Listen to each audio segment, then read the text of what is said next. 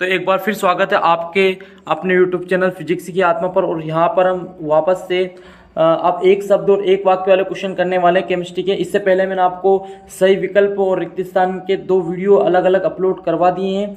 वहाँ पर जाकर आप उन दोनों वीडियो को देखें, उसके बाद ये वाला वीडियो देखें और आप धीरे धीरे जो भी एग्ज़ाम में जितनी भी आपको हॉलीडे मिल रहे हैं उनको एक भी दिन ऐसे वेस्ट नहीं जाने दें। हर दिन कुछ ना कुछ पढ़ते रहें और 28 नंबर की आप तैयारी हमारे यूट्यूब चैनल से कर सकते हो। ये 28 नंबर बहुत ही आईएमपी होने वाले हैं। तो जितने भी आपको 28 नंबर के आईएमपी क्वेश्चंस करवाए जाएंगे, सही विकल्प, खाली स्थान, जोड़ी और एक शब्द वाले क्वेश्चन, ठीक है।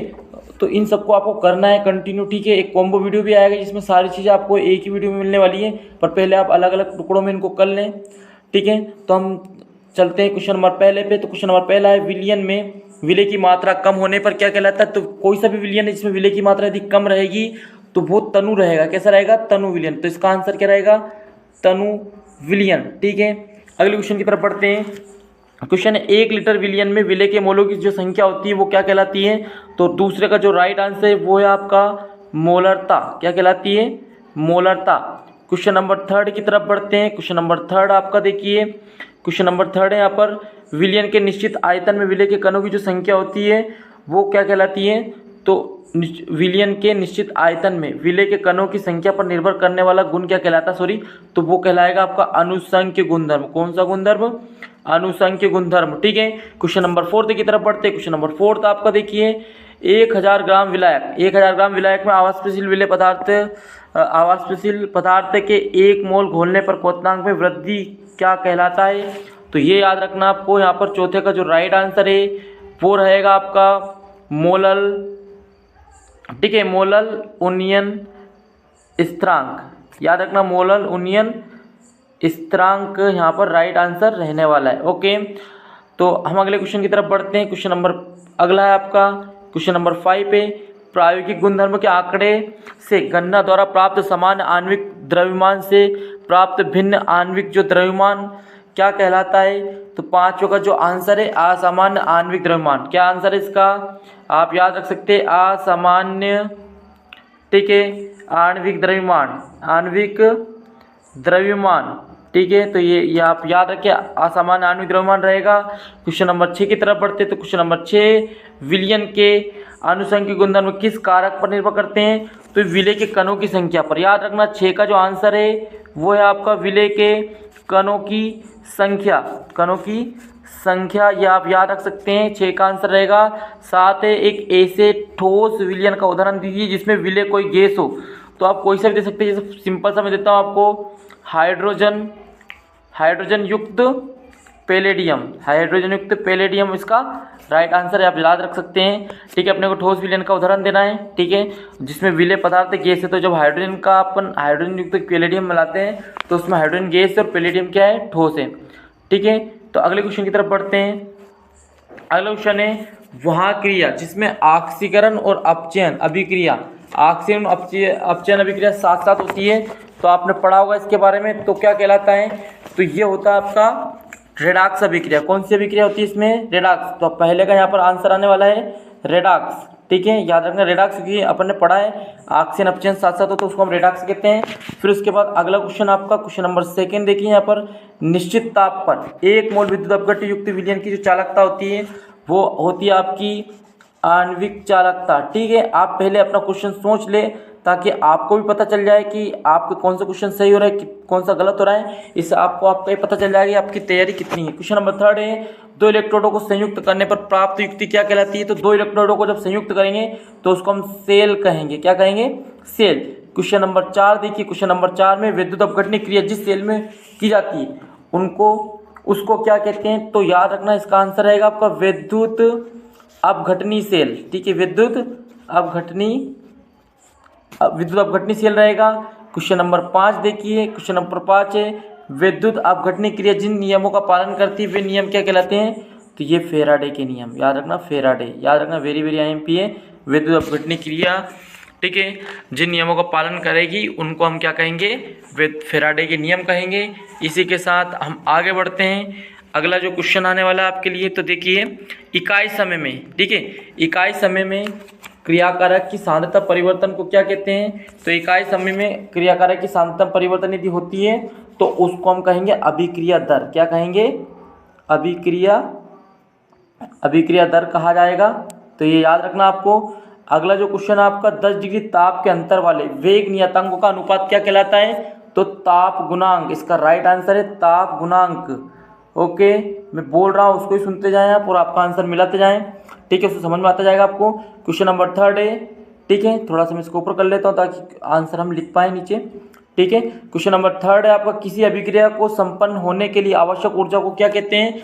तो उसको कहा जाता है संक्रियन ऊर्जा। याद रखना। ठीक है, संक्रियन, किसी अभिक्रिया को संपन्न होने के लिए जो आवश्यक ऊर्जा उसको संक्रियन ऊर्जा कहा जाता है। ठीक है, अगला है दर नियम व्यंजक में क्रियाकारकों की घातांकों का योग क्या कहलाता है? तो दर नियम व्यंजक में जब हमने क्रियाकारों की घातांकों को योग पढ़ा था तो उसको कहा जाता है अभिक्रिया की कोटि, या अभिक्रिया कोटि बोल दो डायरेक्ट, अभिक्रिया, उसको अभिक्रिया कोटि कहेंगे। क्वेश्चन नंबर 5 देखिए, क्रियाकारकों के इकाई सांद्रण पर अभिक्रिया का वेग किसके बराबर होता है? तो 5 का आंसर आएगा वेग नियतांक। याद रख लें आप, इसको वेग नियतांक बोल दें या आप दर नियतांक भी इसको बोल सकते हैं। ठीक है, क्वेश्चन नंबर 6 की तरफ चलते हैं। प्रथम कोटि की अभिक्रिया के लिए अर्धायु काल का सूत्र लिखना है। तो प्रथम कोटि अभिक्रिया के लिए अर्धायु काल का सूत्र याद रखना, T1/2 बराबर 0.693 अपॉन के। ये आपको याद रख लेना है बच्चों। ये वाला बहुत ही IMP सूत्र है और वेरी वेरी IMP, ध्यान रखना एग्जाम के लिए। ये किसके लिए? प्रथम कोटि के अर्धायु काल का सूत्र है। क्वेश्चन नंबर अगला देखते हैं, 7वां, शून्य कोटि की अभिक्रिया के लिए T1/2 किसके समानुपाती होता है? तो शून्य कोटि में हमने देखा था ये किसके समानुपाती होता है? तो प्रारंभिक, ठीक है, प्रारंभिक सांद्रता। याद रखना, प्रारंभिक सांद्रता के ये समानुपाती होता है। ठीक है, अगला क्वेश्चन आपका लास्ट वाला 8वां क्वेश्चन, आर्य समीकरण आपको लिखना है। तो आर्य समीकरण मैंने पहले भी बताया था, K बराबर AE minus EA upon RT। ये एक नंबर के क्वेश्चन है। ये सारे क्वेश्चन रिपीटेशन हुए एग्जाम में, इसलिए आपको ध्यान से देखते हुए चलना है इनको। अगला क्वेश्चन की तरफ हम बढ़ते हैं। ठीक है, तो अगला क्वेश्चन आपका आ रहा है, देखिए यहाँ पर अगला क्वेश्चन क्या है आपका, अगला क्वेश्चन है डी ब्लॉक के तत्वों में Zn परिवर्ती संख्या। ठीक है, डी ब्लॉक के तत्वों में Zn परिवर्ती संयुक्ता प्रदर्शित नहीं करने का क्या कारण होता है? तो इसका जो मेन कारण होता है पूर्ण डी उपकोष। इसमें क्या होते हैं? आंसर आप इसका लिखेंगे पूर्ण डी उपकक्ष, पूर्ण डी उपकक्ष। ठीक है, मतलब डी कक्ष क्या होता है? उपकोष जो होता है या उपकक्ष बोल दो उसको, ये पूर्ण होता है, इसलिए ये परिवर्ती संयुक्ता प्रदर्शित नहीं करते। बाकी याद रखना, डी ब्लॉक के जो तत्व होते हैं सभी परिवर्ती ऑक्सीकरण संख्या परिवर्ती संयुक्ता दर्शाते हैं, आपको ये ध्यान रखना है। ठीक है, अगला क्वेश्चन है आपका AgCl2 और KI का क्षारीय विलयन। तो ये हमने खालिस्तान में और सही विकल्प दोनों में इसको पढ़ के आ चुके हैं। तो बताइए इसका राइट आंसर क्या होगा? आपको याद होगा, इसका आंसर है नेसलर अभिकर्मक। ठीक है, मैंने पहले बोला है ये वाला जो क्वेश्चन है ये वेरी वेरी IMP है। कौन सा? AgCl2 और KI का क्षारीय विलयन जो होता है वो नेसलर अभिकर्मक कहलाता है। याद रखना है आपको। इसके बाद 5वीं तरफ चलते हैं। लेंथेनाइडों में परमाणु क्रमांक वृद्धि के साथ त्रिज्या आकार का कम होना क्या कहलाता है? तो इसका एक क्वेश्चन भी आता है, लेंथेनाइड संकुचन से क्या कहलाता समझते हो? तो याद रखना लेंथेनाइड संकुचन कहते हैं, लेंथेनाइड संकुचन। ठीक है, तो लेंथेनाइड संकुचन वाला याद रखना। लेंथेनाइड संकुचन कब होता है? जब परमाणु क्रमांक में वृद्धि होती है और साथ साथ आयनी के परमाणु त्रिज्या में कमी होना लेंथेनाइड संकुचन कहलाता है। ठीक है, तो हम अगले क्वेश्चन की तरफ बढ़ेंगे। तो अगला क्वेश्चन है केंद्रीय धातु आयन।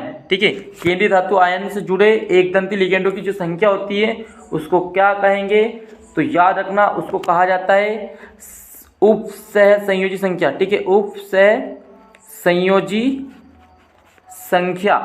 ठीक है, ये मैं लिख भी देता हूँ, आप नोट कर लेना, उपसह संयोजी संख्या। अगला है धातु आयनों से समूह का कार्बन बंधित होने पर यौगिक को क्या कहा जाता है? तो आपको पता होगा इसको क्या कहेंगे हम? तो इसको कहेंगे हम धातु परमाणु से समूह का कार्बन बंधित होने पर यौगिकों को कहते हैं हम। इसका आंसर सोचिए आप फटाफट। तो इसका जो राइट आंसर है वो है कार्बधात्विक यौगिक कहेंगे उनको। तो याद रखना, जब भी बात हो कार्बन बंधित यौगिक की, ठीक है, तो उसमें कार्ब धात्विक यौगिक ही आएगा। अगला क्वेश्चन है आपका 5वां क्वेश्चन देखें।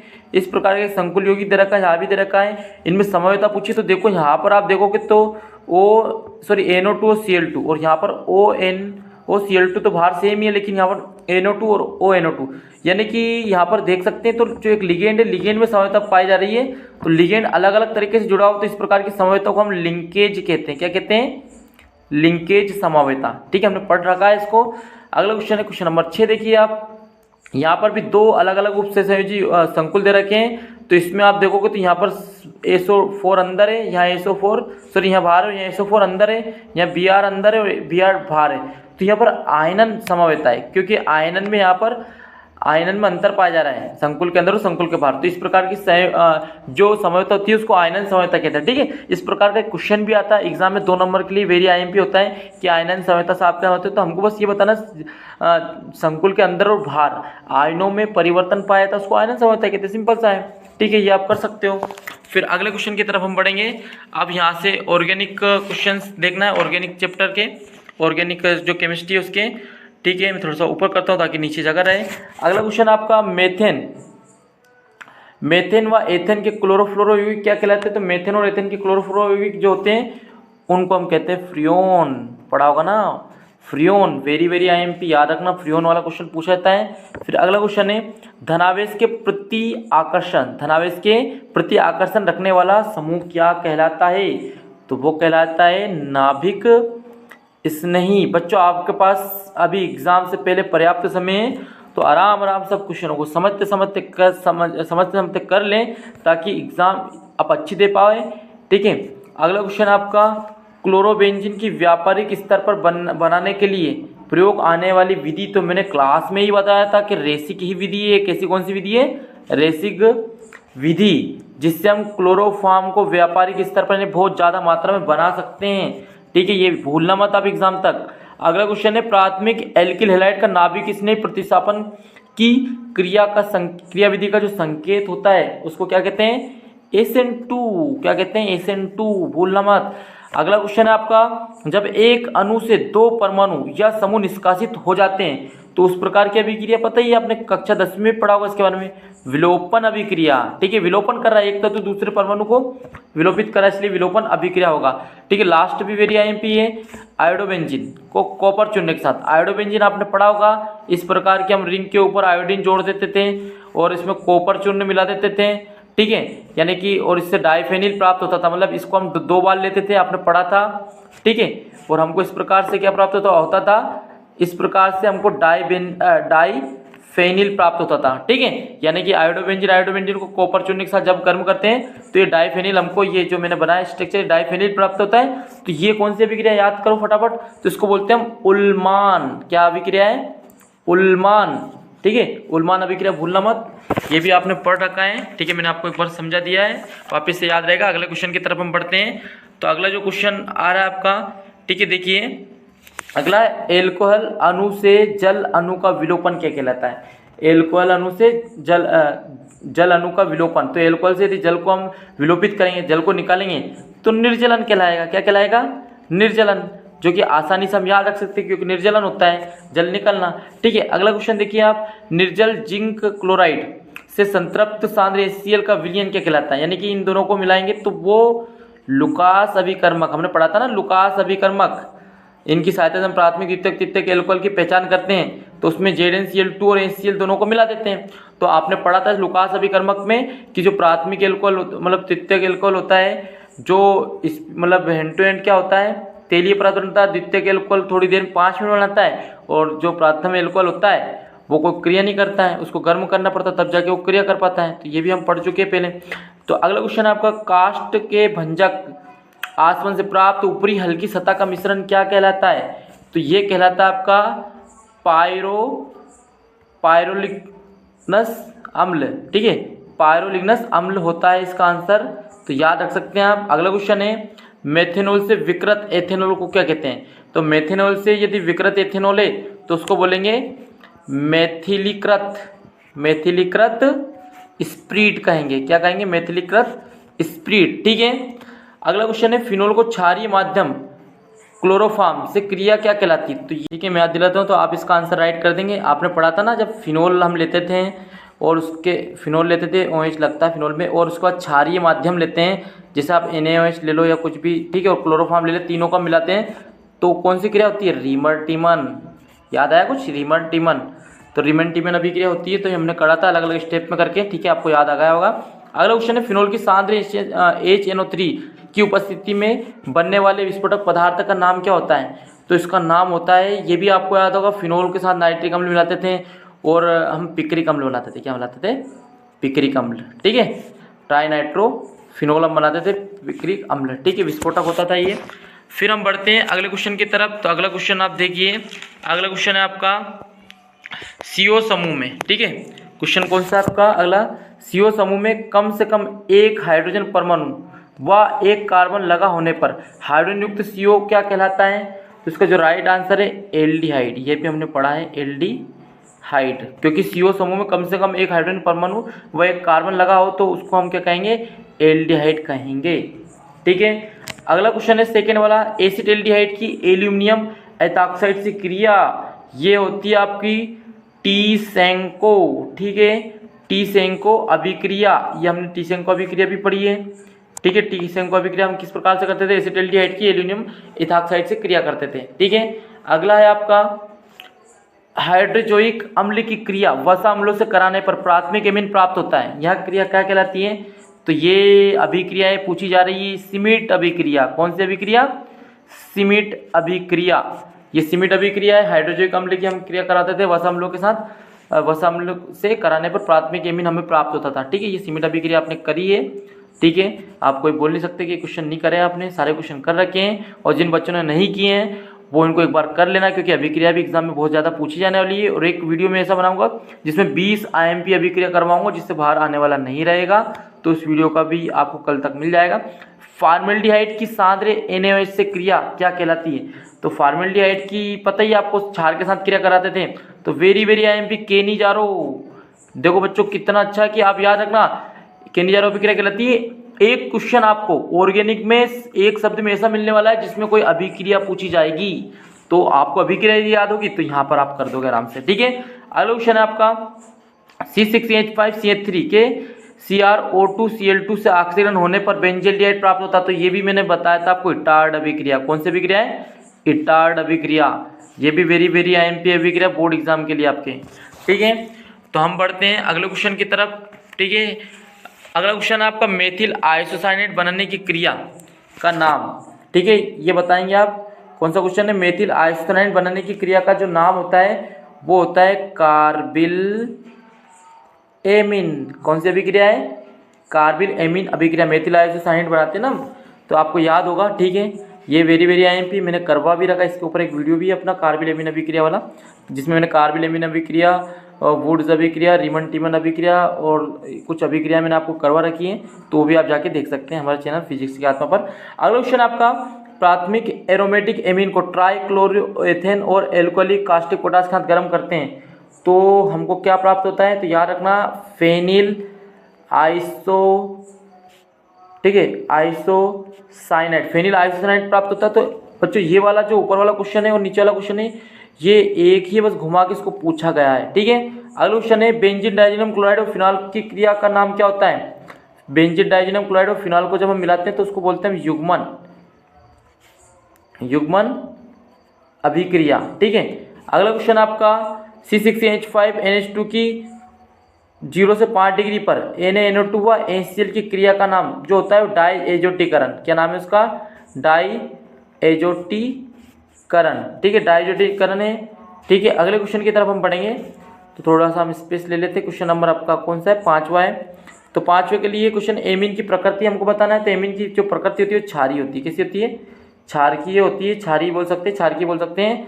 अगला क्वेश्चन आपका क्वेश्चन नंबर 6, ठीक है। यहाँ पर बेंजीन डाइजीनम क्लोराइड दे रखा है, इसका CuCl NaCl के साथ हम जब क्रिया करते हैं तो क्लोरोबेंजीन बनता है, N2 गैस बाहर निकलती है। तो इस अभिक्रिया का नाम आपको याद होगा, इसको बोलते हैं हम सेंडमेयर, ठीक है, सेंडमेयर अभिक्रिया। तो ये कर लेना आप, सेंडमेयर अभिक्रिया भी IMP है, ठीक है, करवा रखा मैंने आपको, और मैं एक बार वो करवा दूंगा आपको, ठीक है। C6H5NO2 प्लस यहाँ पर 6 हाइड्रोजन और ये अभिक्रिया को कंप्लीट करके यहाँ पर क्या उत्पाद बनने वाला है, तो यहाँ पर याद रखना, यहाँ पर क्या बनेगा क्वेश्चन नंबर 7 में C6H5NH2 यानी एनिलीन बनेगा। यहाँ पर क्या बनेगा, एनिलीन, C6H5NH2, NH2 याद रखना, ये एनिलीन का सूत्र है। अगला है हवा में खुला छोड़ देने पर एनिलीन काला पड़ जाता है, तो किसके कारण पड़ता है, तो सिंपल सा ऑक्सीकरण के कारण। किसके कारण, ऑक्सीकरण, ठीक है, ये याद रख लेना, ऑक्सीकरण। इसके बाद है मस्टर्ड आयल अभिक्रिया का मुख्य उत्पाद, ठीक है, ये रट लेना आप, ये बहुत बार पूछा जा रहा है। मस्टर्ड आयल अभिक्रिया का जो उत्पाद होता है वो होता है आइसोथायोसाइनेट, ठीक है, मैंने आपको एक बार बता दिया है, आइसोथायोसाइनेट, ये किसका, मस्टर्ड आयल अभिक्रिया का मुख्य उत्पाद है। फिर अगला जो क्वेश्चन है लास्ट वाला 10वां, इसका एसिटिक अम्ल, ठीक है, और हाइड्रोजोनिक अम्ल। एसिटिक अम्ल और हाइड्रोजोनिक अम्ल जो होता है वो एनिल मतलब ये प्राथमिक एमीन बना रहा है, मेथिल एमीन बोलते हैं इसको। तो ये जो अभिक्रिया होती है इसका नाम याद रखना, सीमिट अभिक्रिया। ये सीमिट अभिक्रिया है, कभी पूछ ले सीमिट अभिक्रिया के लिए अभिक्रिया दीजिए, समीकरण दीजिए, तो ये आपको लिख के जानी है, ठीक है। फिर हम बढ़ते हैं अगले क्वेश्चन की तरफ, ठीक है। तो अब अगले क्वेश्चन जो है आपका लास्ट चैप्टर से लिए गए हैं कुछ क्वेश्चन से, तो ये भी यहाँ से आईएमपी होने वाले। मोनोसेकेराइड का महावर्ग, मोनोसेकेराइड का महावर्ग जिसमें एल्डिहाइड समूह होता है तो क्या कहलाता है, तो उसको बोलते हैं एल्डोज। क्या बोलते हैं, एल्डोज, ठीक है। अगला जो क्वेश्चन आपका, रक्त में उपस्थित ऑक्सीजन वाहक का जो नाम होता है वो होता है, आपको पता ही, ऑक्सीजन जो वाहक होता है वो हीमोग्लोबिन होता है। कौन होता है, हीमोग्लोबिन।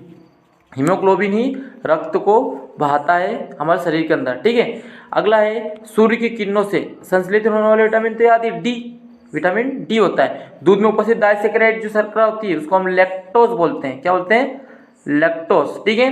इसका शर्करा को जल अपघटित करने के लिए कौन से उत्प्रेरक का प्रयोग किया जाता है, तो इन्वर्टेज, इन्वर्टेज से हम शर्करा जो होती है उसको अपघटित करते हैं, इन्वर्टेज, ठीक है। अगला क्वेश्चन है उसके लिए थोड़ा सा हम नीचे करेंगे। क्वेश्चन नंबर आपका जो है 6 वाला देखिए, रसायनों की सहायता से विभिन्न रोगों के उपचार का विज्ञान क्या कहलाता है, तो इसको याद रखना, रसोपचार, रसोपचार, ठीक है, रसोपचार बोलते हैं इसको, तो रसोपचार याद रखना। फिर अगला क्वेश्चन है कैल्सीफेरॉल किस विटामिन का रासायनिक नाम है, तो कैल्सीफेरॉल विटामिन डी का है, याद ही है। मैंने एक ट्रिक बताई, vitamin A B C D E के, इनको किस प्रकार से याद रखा जा सकता है, ठीक है। आपको नहीं पता हो तो कमेंट में लिख देना, तो मैं वो ट्रिक का एक छोटा सा वीडियो बना दूंगा। विटामिन जिसमें मतलब हम क्या करेंगे, इसमें विटामिन के रासायनिक नाम और विटामिन के जो विटामिन की कमी से होने वाले रोग, इनके लिए, क्योंकि vitamin A B C D में से कोई सा भी एक क्वेश्चन आएगा आपका 100%, वो किसी भी विटामिन के रासायनिक नाम पूछ सकते हैं या विटामिन से होने वाले रोग का नाम पूछ सकते हैं, ठीक है। आपको नहीं पता हो तो आप कमेंट में लिख देना, नहीं तो पता हो तो कोई बात ही नहीं।